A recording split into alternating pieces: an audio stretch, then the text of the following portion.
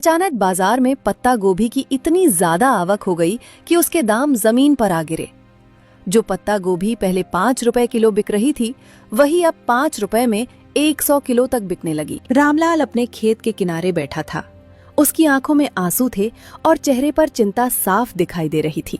मैंने कितनी मेहनत की थी, दिन रात खेत में लगा रहा। सोचा था इस बार अच्छी कमाई होगी। पत्ता गोभी बेचकर थोड़ा कर्ज उतार दूंगा और थोड़ी जमीन भी खरीद लूंगा, लेकिन अब सब खत्म हो गया। तभी पीछे से उसका दोस्त अर्जुन वहां आ गया।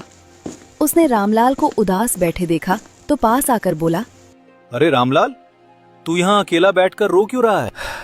क्या बताऊं अर्जुन भाई, इस बार पत्ता गोभी के रेट इतने गिर गए कि लागत तक नहीं निकल रही। मंडी वाले इतने कम दाम बता रहे हैं कि सुनकर ही दिल टूट जाता है।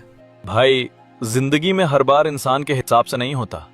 कभी फायदा होता है तो कभी नुकसान भी उठाना पड़ता है। लेकिन तू इतना हिम्मत क्यों हार रहा है? हिम्मत कैसे ना हारूं अर्जुन, घर में बच्चों की फीस भरनी है, बुरी माँ की दवाई लानी है, ऊपर से खाद और बीज का कर्ज अलग। एक बात बताऊं, गांव में सिर्फ तेरी पत्ता गोभी ही नहीं, आलू के रेट भी बहुत गिर चुके हैं। इसलिए गांव वालों के आलू कमल ने खरीद लिए। कमल ने? वो क्या करेगा इतने आलूओं का? अरे भाई, उसने गांव के चौराहे पर समोसे की दुकान खोल ली है। अब वही आलू समोसे में डालकर बेच रहा है। लोग भी खूब खरीद रहे हैं। कच्चा माल सस्ता मिला और कमाई दुगनी हो रही है। रामलाल ध्यान से उसकी बात सुनने लगा। मैं तो कहता हूं तू भी अपनी पत्ता गोभी सीधे बेचने की जगह उसका कुछ बना। लोग आजकल खाने पीने की चीजें ज्यादा पसंद करते हैं। अगर दिमाग से काम लिया जाए ना, तो नुकसान भी फायदा बन सकता है। रामलाल सोच में पड़ गया। तभी अचानक उसके चेहरे पर हल्की मुस्कान आई। अरे, शहर में मोमोज कितने बिकते हैं और मोमोज में पत्ता गोभी भी पड़ती है। बस यही तो मैं समझाना चाहता था। हमारे गांव और आसपास के इलाकों में अभी तक किसी ने मोमोज का ठेला नहीं लगाया। लोग नई चीज खाने के लिए हमेशा तैयार रहते हैं। सुबह का समय था। गांव में हल्की हल्की ठंडी हवा चल रही थी। उसने जल्दी जल्दी आटा गूंथना शुरू किया। फिर एक टोकरी से ताजी पत्ता गोभी निकाली और उसे बारीक काटने लगा। पास में रखा चिकन भी उसने अच्छे से धोकर बारीक कूट लिया। फिर उसने मोमोज में भरावन भरना शुरू किया। वो बड़े ध्यान से एक एक मोमोज को गोल आकार दे रहा था। भाप उठते हुए बर्तन से खुशबू फैलने लगी थी। तभी घर के बाहर खड़ा उसका सौतेला भाई आकाश चुपके चुपके अंदर झांकने लगा। उसने पहले कभी इतने पास से मोमोज बनते नहीं देखे थे। खुशबू इतनी अच्छी थी कि वो खुद को रोक नहीं पाया और तुरंत अंदर आ गया। रामलाल भैया, मुझे भी मोमोज खिलाओ ना। मैंने इसके बारे में बहुत सुना है। लोग शहर में इसे बड़े शौक से खाते हैं, लेकिन मैंने आज तक कभी चखा ही नहीं। रामलाल ने जैसे ही आकाश को देखा, उसका चेहरा थोड़ा सख्त हो गया। तो तू चुपके चुपके मुझे देख रहा था? नहीं भैया, मैं बस खुशबू सूंघ कर रुक गया था। चल भाग यहाँ से। अगर मोमोज खाने आना तो मेरे ठेले पर आकर खाना, और हाँ, 10 रुपए साथ लेकर आना। यहाँ मुफ्त में कुछ नहीं मिलेगा। ठीक है भैया। फिर वो धीरे धीरे घर के बाहर चला गया। कुछ ही देर में सारे मोमोज तैयार हो गए। रामलाल ने अपना छोटा सा ठेला सजाया गांव के चौराहे पर। जैसे ही उसने ठेला लगाया, गर्मा गर्म मोमोज की खुशबू दूर दूर तक फैलने लगी। लोग रुक रुक कर ठेले की तरफ देखने लगे। तभी गांव के 3 आदमी वहां आ पहुंचे। अरे रामलाल, ये तो बहुत अच्छा हुआ कि तुमने चिकन मोमोज का ठेला खोल लिया। इसके बारे में हमने सिर्फ शहर में सुना था। हमारे गांव में तो आज तक किसी ने मोमोज नहीं बेचे। सच कहूं, खुशबू इतनी जबरदस्त आ रही है कि भूख और तेज हो गई। चलो भाई, जल्दी से प्लेट लगाओ। आज गांव में भी शहर वाला स्वाद चखेंगे। बस अभी लगाता हूँ भाइयों। एक बार खा लिया ना, फिर बार बार याद करोगे। उसने तुरंत 3 प्लेट तैयार की, गर्मा गर्म मोमोज पर लाल चटनी डाली और प्लेट आगे बढ़ा दी। तीनों आदमी बड़े चाव से खाने लगे। जैसे ही पहला निवाला मुंह में गया, उनके चेहरे खिल उठे। अरे वाह रामलाल, ये तो बहुत स्वादिष्ट है। इतना नरम मोमोज मैंने तो शहर में भी नहीं खाया। और ये पत्ता गोभी की खुशबू, मजा ही आ गया। चिकन और पत्ता गोभी का मिश्रण तो कमाल है। हाँ भाइयों, मैंने इसे खास तरीके से बनाया है। ताजी पत्ता गोभी और मसालेदार चिकन दोनों मिलाकर स्वाद बढ़ाया है। धीरे धीरे पूरे गांव में रामलाल के मोमोज की चर्चा फैल गई। बच्चे, जवान और बूढ़े सब उसके ठेले पर आने लगे। किसी को तीखी चटनी पसंद आई तो किसी को गर्मा गर्म भाप वाले मोमोज। शाम होते होते रामलाल के सारे मोमोज बिक चुके थे। अब चौराहे पर हल्का अंधेरा छाने लगा था। रामलाल अपने ठेले के पास खड़ा पैसों की गिनती कर रहा था। उसके चेहरे पर अलग ही खुशी थी। आज तो कमाई बहुत अच्छी हुई। मैंने कभी सोचा भी नहीं था कि मेरी पत्ता गोभी मुझे इस तरह फायदा देगी। अगली सुबह रामलाल पहले से भी ज्यादा उत्साह के साथ उठ गया।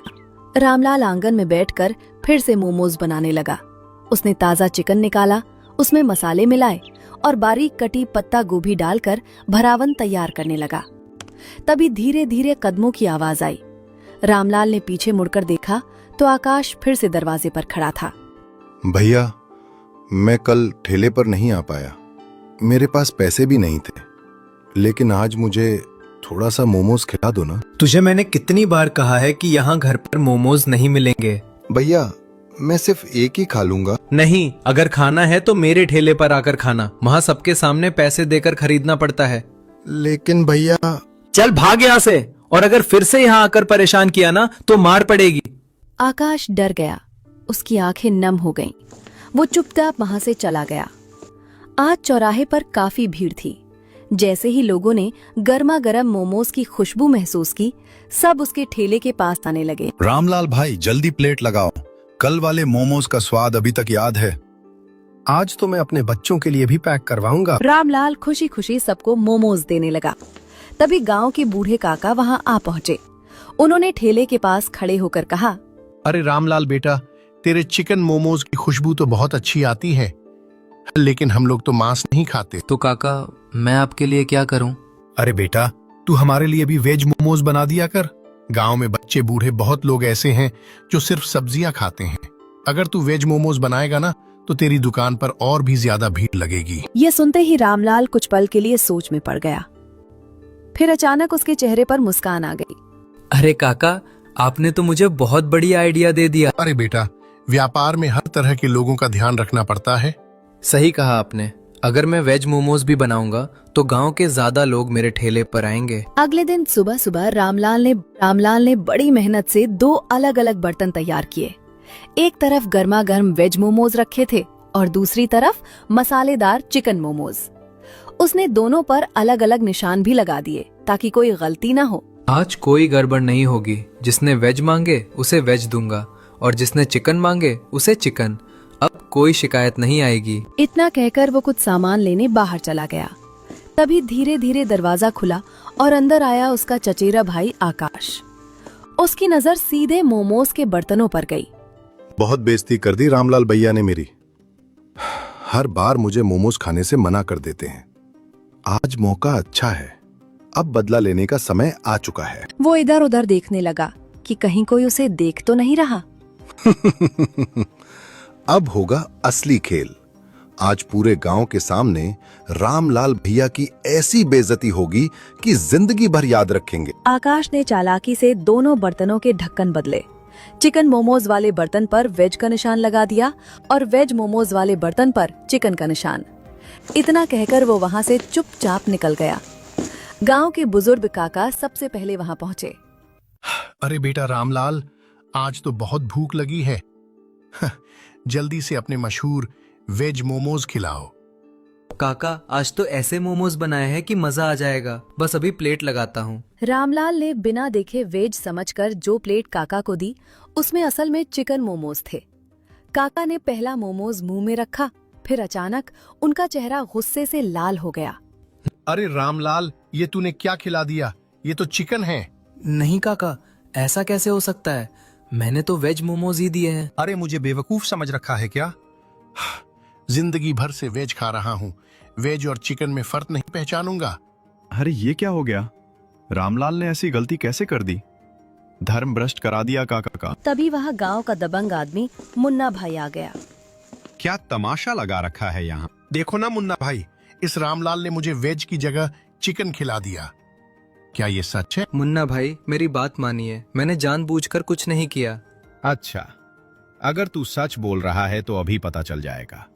एक प्लेट मुझे भी दे, लेकिन ध्यान रहे, मुझे चिकन मोमोज चाहिए। रामलाल ने जल्दी से चिकन वाले बर्तन से प्लेट बनाकर दे दी। असल में उसमें वेज मोमोज थे। मुन्ना भाई आराम से मोमोज खाने लगे। भाई ये तो